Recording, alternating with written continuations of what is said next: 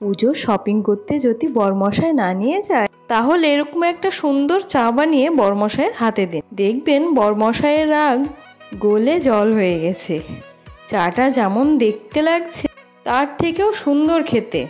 তো চলো আর দেরি না করে ঝটপট চাটা বানিয়ে ফেলি। তো চাটা বানাতে আমি ফার্স্টে একটা সসপ্যান নিয়ে নিলাম। সসপ্যানে 1 গ্লাস মতো জল দিয়ে দিলাম, আর তার সঙ্গে অ্যাড করলাম তুলসী পাতা, 4টে মতো গোলমরিচ, আর দিয়ে দিলাম লেমন গ্রাস।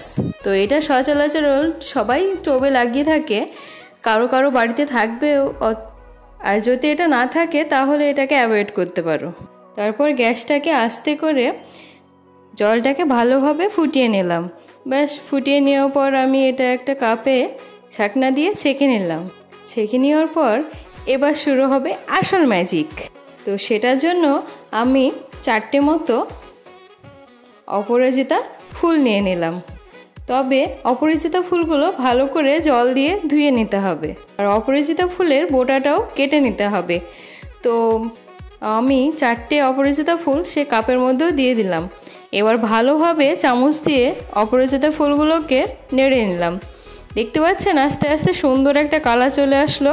তো বন্ধুরা, আমার মতো এরকম সুন্দর যদি চা বানাতে চাও তাহলে অবশ্যই এই রেসিপিটা ট্রাই করো, আর আমাকে কমেন্টে বলো যে কেমন হয়েছে।